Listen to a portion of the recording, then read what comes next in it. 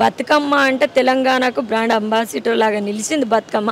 అటువంటి బతుకమ్మను తెలంగాణ తల్లి చేతుల నుంచి వెళ్ళి తీసేసిన తర్వాత ఇక నువ్వు బతుకమ్మ చీరలు ఇస్తే ఎంత, ఇయ్యకుంటే ఎంత. ఇందిరమ్మ చీర రాగానే వాళ్ళ మిస్సెస్ ఏమన్నా కట్టుకొని ఆ చీరతోటే ఆడుతుందా?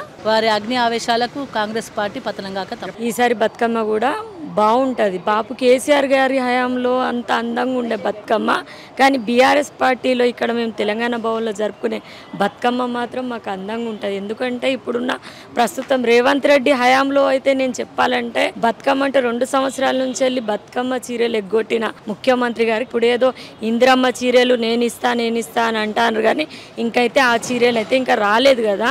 ఈసారి కూడా ఇస్తాడో లేక 6 గ్యారెంటీలాగా ఉత్త మాటలో మాకైతే తెలియదు.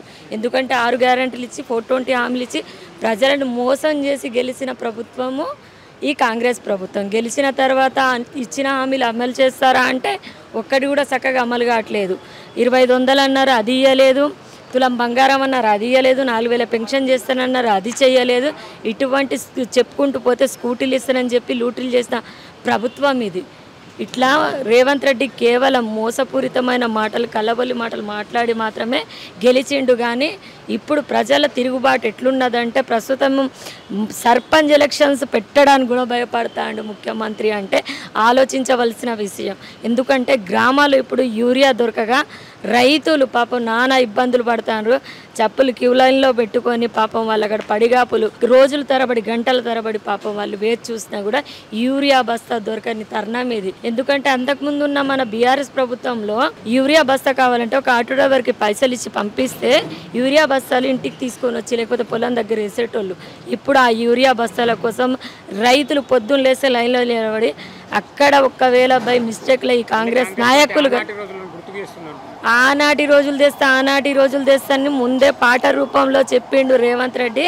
ప్రజలే అర్థం చేసుకోలేదు. ఏదో మంచి రోజులు తెస్తాడు అనుకున్నారు, కానీ మార్పు అని పాపం వాళ్ళు మైమరిచిపోయి ఓట్లేసిండ్రు.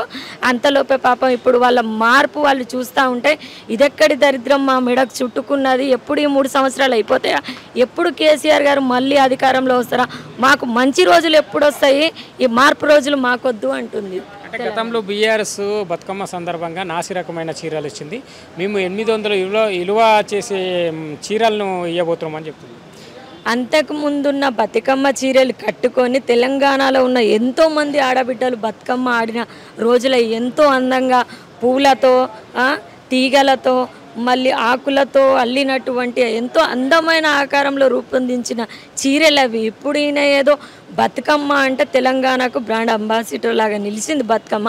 అటువంటి బతుకమ్మను తెలంగాణ తల్లి చేతుల నుంచి వెళ్ళి తీసేసిన తర్వాత ఇక నువ్వు బతుకమ్మ చీరలు ఇస్తే ఎంత, ఇయ్యకుంటే ఎంత. తెలంగాణ ప్రతీకే కదా బతుకమ్మ. అటువంటి బతుకమ్మ నువ్వు పక్కన పెట్టేసి ఈరోజు తీసుకొని వచ్చి ఆ హస్తం గుర్తున్న తల్లిని, కాంగ్రెస్ తల్లిని నువ్వు నిలబెట్టి అందరికీ ప్రచారానికి వాడుకున్నట్టు అనిపిస్తుంది. ఈరోజేమో ఇందిరమ్మ చీరలు అంటాను.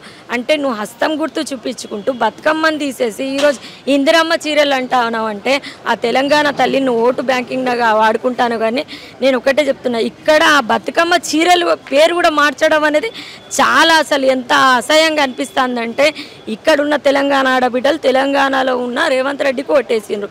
అటువంటప్పుడు బతుకమ్మ అనే పేరే పెట్టాలి కదా. బతుకమ్మ చీరలకు మార్చవలసిన అవసరం ఏమున్నది?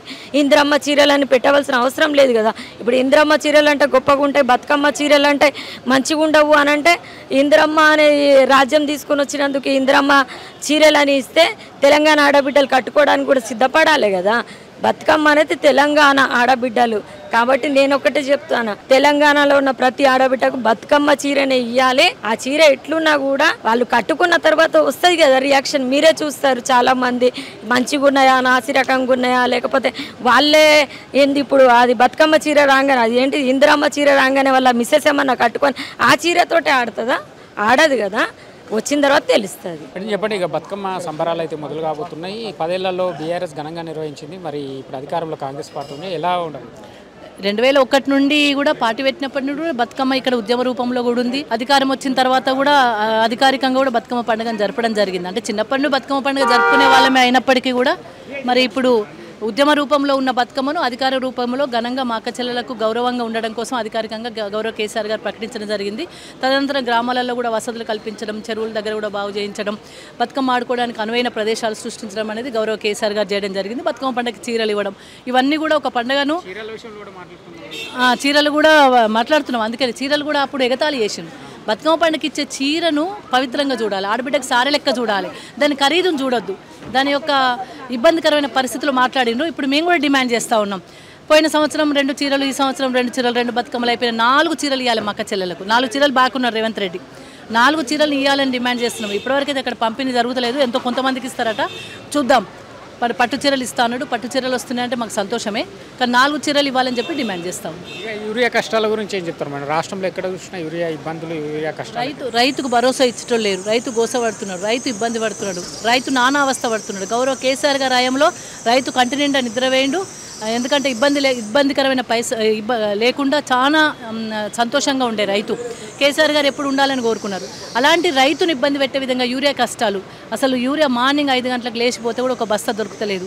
ఆ దొరికిన బస్తాను వేసేసరికి మరి పంట ఎర్రగైపోయే పరిస్థితి వస్తుంది. చాలా ఇబ్బందికరమైన పరిస్థితుల్లో రైతు కనీసం యూరియా ఇస్తామని చెప్పే నాదులు లేకుండా వేయండి, భరోసానే లేదు. కాబట్టి డెఫినెట్గా రైతులందరూ కోపంగా ఉన్నారు. వారి అగ్ని ఆవేశాలకు కాంగ్రెస్ పార్టీ పతనం కాక తప్పదు. ప్రధానంగా ఈ మధ్య అందరూ బీసీల గురించి మాట్లాడుతున్నారు. ఇక బీసీల పేరు మీద పార్టీలు కూడా పుట్టుకొస్తున్నాయి. ఏం చెప్తారు మరి? అంటే జనాభా పరంగా అత్యధికంగా ఉన్న బీసీలకు రాజ్యాధికారంలో వాటా రావట్లేదని పార్టీలు. డెఫినెట్గా బీసీలకు వాటా రావాల్సిన అవసరం ఉంటుంది, కానీ దాన్ని శాస్త్ర ప్రకారం చేయాలి. ఇది ఏదో మాట వరుసకు మోమాటానికి వాళ్ళ ఓట్లు దండుకోవడం కోసం కాదు. చేయాలంటే కేంద్ర ప్రభుత్వం చేతిలో ఉంటుంది. కంపల్సరీ వాళ్ళకి రిజర్వేషన్ కావాలంటే కేంద్ర ప్రభుత్వం చేయాలి. కేంద్ర ప్రభుత్వం మీద ఒత్తిడి తీసుకొచ్చే చర్యలు చేపట్టాలి. అంతేగాక ఏదో నేనే చేస్తా, నేను ఆర్డినెన్స్ తెస్తా అంటే అవన్నీతోని కేవలం వాళ్ళకు తూతు మంత్రంగానే తప్ప వాళ్ళకి శాశ్వత పరిష్కారం అనేది బీసీలకు దొరకదు. శాశ్వతంగా వాళ్ళకి రిజర్వేషన్ కూడా కల్పించే ప్రయత్నం కాంగ్రెస్ పార్టీ చేయట్లేదు.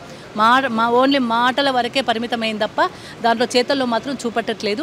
కాబట్టి కాంగ్రెస్ పార్టీ దెబ్బతినక తప్పదు. బీసీలందరికీ కూడా తెలుసు, ఎందుకంటే ఎక్కడ రిజర్వేషన్స్ వస్తాయి, దాన్ని ఏ విధంగా చేయాలనేది వాళ్ళందరికీ తెలుసు. కాబట్టి కాంగ్రెస్ మాటలు నమ్మే పరిస్థితుల్లో వాళ్ళు లేరు.